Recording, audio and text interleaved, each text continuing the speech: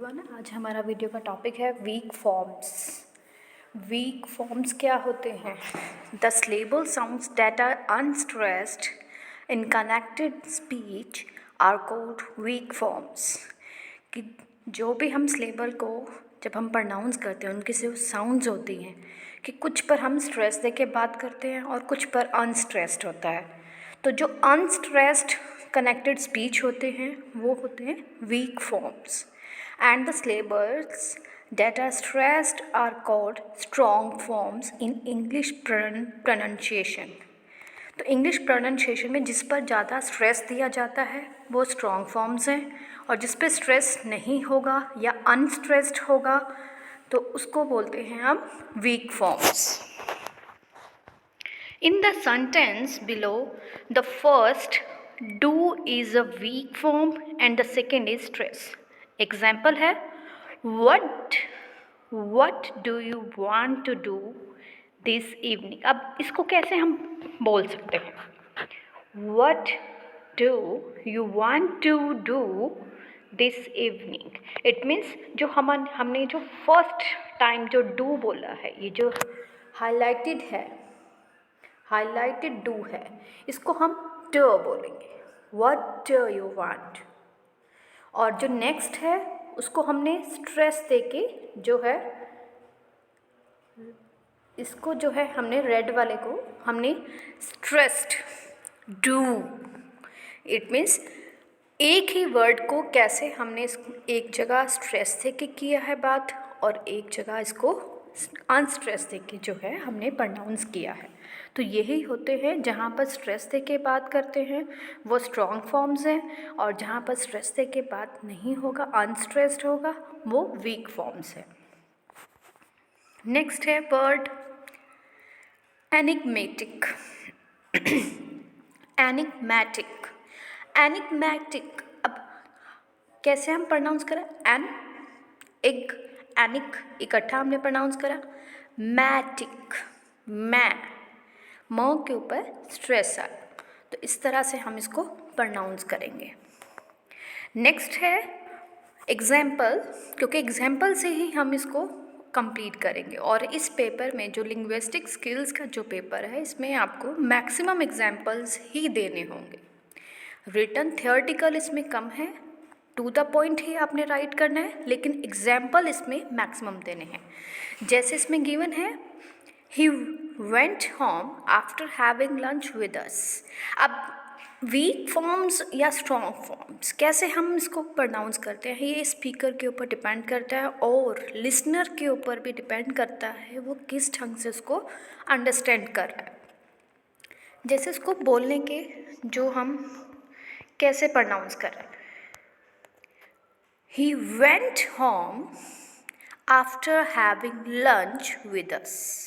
देखो अब हमने जो स्ट्रेस दिया, हमने जो स्ट्रेस दिया वेंट पे दिया, होम पे दिया और लंच पे दिया। ठीक है, वेंट, होम एंड लंच, इस पर स्ट्रेस दिया। कैसे हमने प्रोनाउंस किया? ही went home after having lunch with अस। तो ऐसे ही इसमें जो है कैसे, मतलब स्पीकर के ऊपर डिपेंड करता है वो कैसे इसको जो है बोलना चाहता है, किस पर जो है वो स्ट्रेस देके जो है बात करना चाहता है। अब इसके रिस्पॉन्सेस अगर हम देखें, क्वेश्चन अगर हो where did he go after having lunch with us, response अगर हम 1 की बात करें, उसने स्ट्रेस दिया क्योंकि उसे पूछा कि कहाँ गए थे आप लंच के बाद। ही went home after having lunch with us. Home जो है इसमें करेक्ट आंसर होगा, तो उसको हम स्ट्रेस देके बात करेंगे। तो यहाँ ये क्या हो जाएगा, किस पे स्ट्रेस दिया हमने, कौन सा स्ट्रॉन्ग फॉर्म है इसमें?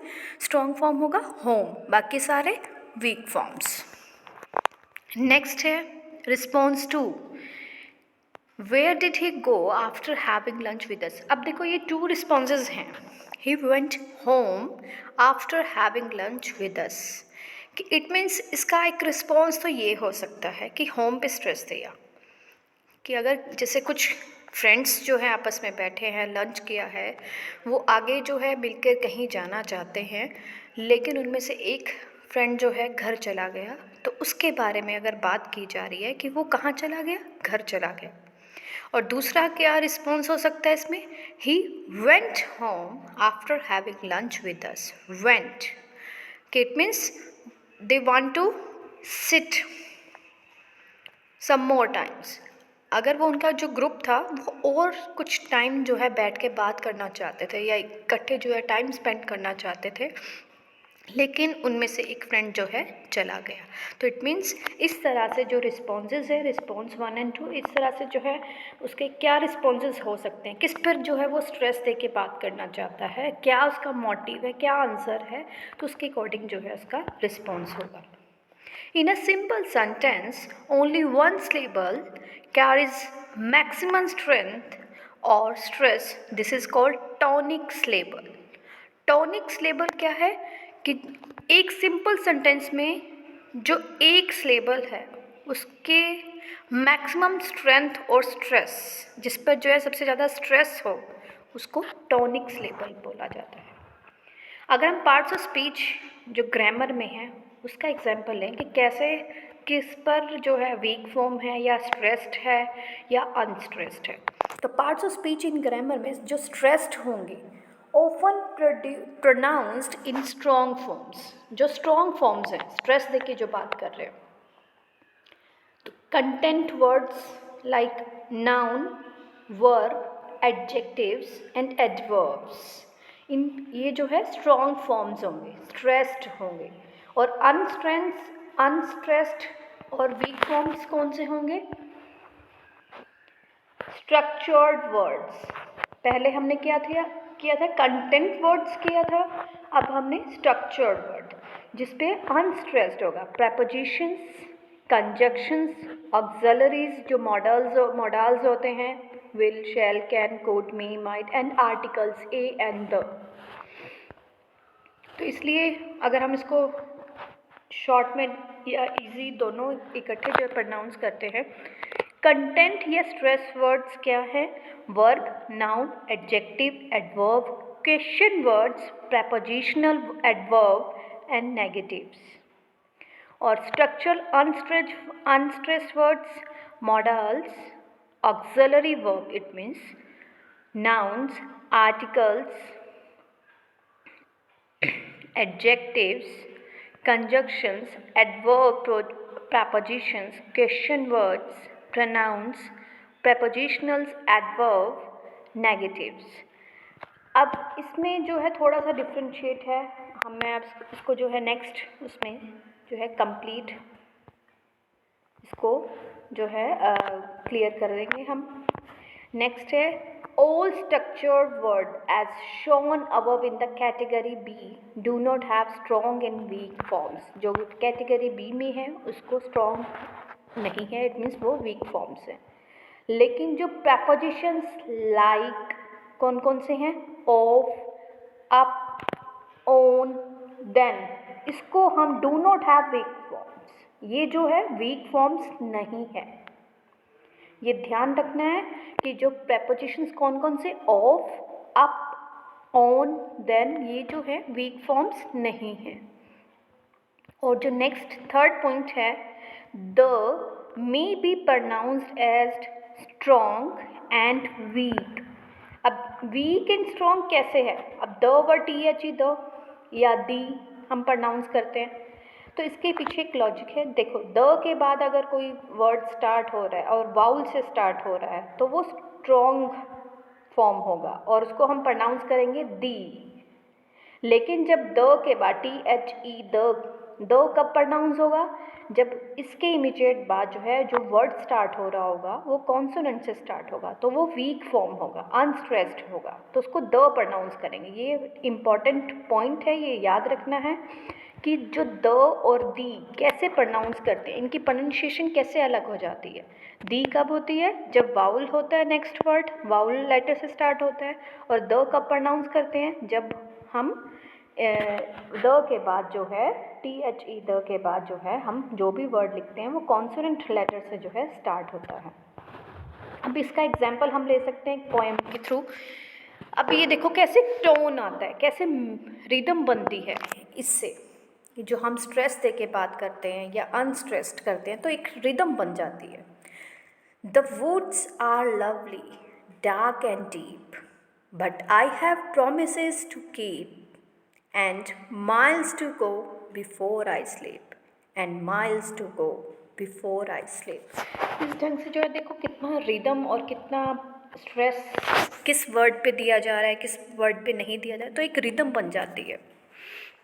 Generally speaking, the beats occurring at regular intervals produce rhythm. जैसे अभी बात करी हमने, so we find rhythm as a major characteristic of spoken English. Major characteristics, major इसकी features होगा. This is produced by the combination of stressed and unstressed syllables. A syllable is a word or a part of a word which contains one vowel sounds. हमने syllable वाला जो कल हमने topic किया है, syllable क्या है जिसमें वाउल साउंड्स को हम एक वाउल साउंड उसका एक कॉम्बिनेशन होता है, कॉन्सोनेंट एंड वाउल, वाउल के साथ जो है कॉम्बिनेशन होता है। नेक्स्ट है जनरली स्पीकिंग द बीट्स, ये ऑलरेडी हमने किया है, जैसे वन। अब नेक्स्ट वर्ड है वी, वी ये स्ट्रॉन्ग, वी ये week.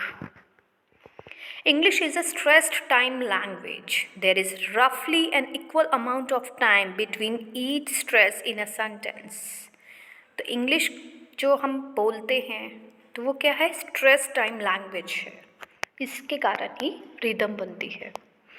But in a syllabic time language such as French, Turkish and West Indian syllables are produced at steady rate. So sentence stress is an important factor to produce fluency in spoken English. ये भी हमने already discuss कर लिया है। Stressing wrongly leads to understandability of English language, especially to the native speaker. कि अगर हम किसी गलत वर्ड पे जो है स्ट्रेस देंगे तो उससे क्या होगा, अंडरस्टैंड नहीं कर पाएंगे कि स्पीकर जो है क्या बात करना चाह रहा है। द मेलोडी और rhythm is called intonation. Intonation हमने ऑलरेडी किया है, राइज एंड फॉल क्या होता है, ये किस पे हमने राइज ली या स्ट्रेस दे के जो है बात की है। I will keep running, example है I will keep running down the path to the end of the road. अब ये तो है नहीं, आई के बाद हम ब्रेक लगाएंगे, आई विल इकट्ठा ही प्रोनाउंस करेंगे, कीप रनिंग इकट्ठा प्रोनाउंस करेंगे, down the path to the end of the road. तो इट मीन्स कैसे इसमें स्ट्रेस दिया जा रहा है, इसमें स्ट्रेस जो दिया जा रहा है will, running, down, and road, इस पे जो है हमने स्ट्रेस दिया है।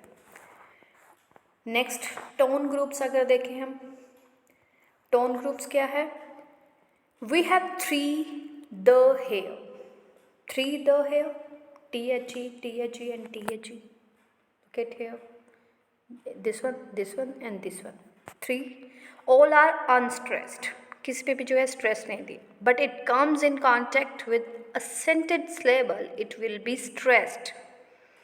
The same case with the will, will भी मैंने आपको अभी बताया कि विल हमेशा स्ट्रेस दे के बात कर रहे हैं, क्यों, देखो आई विल का मतलब है स्ट्रेस दे के, डिटर्मिन्ड, आई विल, तो ये स्ट्रेस दे के बात कर रहे हैं तो ये स्ट्रॉन्ग फॉर्म होगा।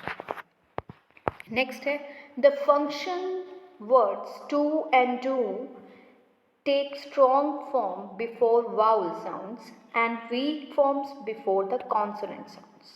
अब to और do दो फंक्शन वर्ड्स हैं, ये स्ट्रॉन्ग कब होते हैं, जब वाउल से पहले आते हैं, और जब कॉन्सोनेंट से पहले आते हैं तो ये वीक फॉर्म हो जाते हैं। नेक्स्ट है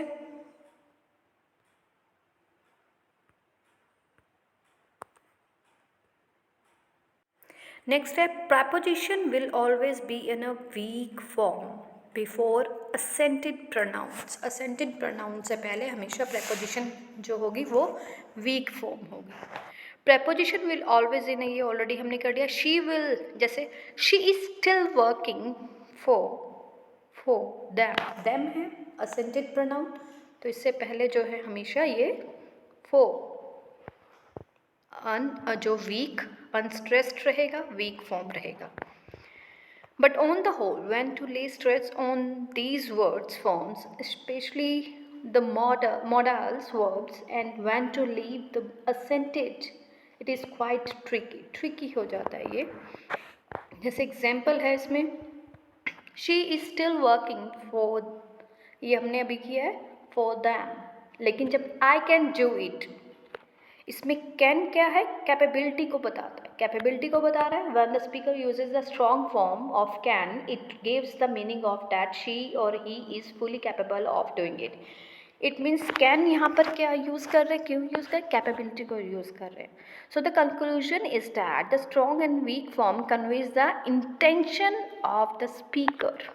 तो नाउ जो ये वीक और स्ट्रॉन्ग फॉर्म्स हैं वो क्या कन्वे करता है, स्पीकर की इंटेंशन, कि क्या इंटेंशन से जो है वो बात कर रहा है. जैसे इसमें दिया हुआ है I can do it, can क्या है, डिटर्मिन्ड, स्ट्रेस दे के बात कर, उसकी कैपेबिलिटी के बारे में है. नेक्स्ट एग्जाम्पल हम ले सकते हैं एंड. अब एंड को भी हम स्ट्रेस दे के भी बात कर सकते हैं और अनस्ट्रेस्ड भी. इट मीन्स ये वीक फॉर्म भी है और इसका स्ट्रॉन्ग फॉर्म भी है. वीक फॉर्म कैसे, life is full of ups and down. अब हम यहाँ पर अप्स एंड डाउन्स ये नहीं बोलेंगे, हम यहाँ एंड को एंड प्रोनाउंस करेंगे like this, life is full of ups and down, ups and down. यहाँ पर ये जो है वीक फॉर्म में है. नेक्स्ट है strong form. First he talked to mother on phone and then he went to sleep. तो यहाँ पर and हम प्रॉपरली प्रोनाउंस करेंगे, तो ये स्ट्रॉन्ग फॉर्म है. नेक्स्ट एग्जाम्पल है शुड. शुड का यूज़ हम जैसे 2 टाइम्स यूज़ कर रहे हैं, एक वीक फॉर्म के लिए और एक स्ट्रॉन्ग फॉर्म के लिए. व्हेन द, तो शुड का कैसे हमने एक वीक फॉर्म किया है, when the speaker makes a general statement. General statement में you should not make a noise, ये जर्नल स्टेटमेंट है, इसमें शुड को कोई स्ट्रेस नहीं होगा, ये वीक फॉर्म होगा. नेक्स्ट इज शुड, जब हम स्ट्रॉन्ग फॉर्म में यूज़ करेंगे. When the speaker means to reform and makes a particular statement, you should not make a noise. जब हम पर्टिकुलर स्टेटमेंट की बात करें, you should not make a noise, तो इट मीन्स इस तरह से जो है शुड को कैसे हमने वीक फॉर्म में और स्ट्रॉन्ग फॉर्म में हमने यूज़ करा. तो ये आपका जो टॉपिक था वीक फॉर्म्स, ये आपका कंप्लीट होता है. नेक्स्ट हम वीडियो पे नेक्स्ट टॉपिक के बारे में डिस्कस करेंगे. Have a nice day. Thank you so much.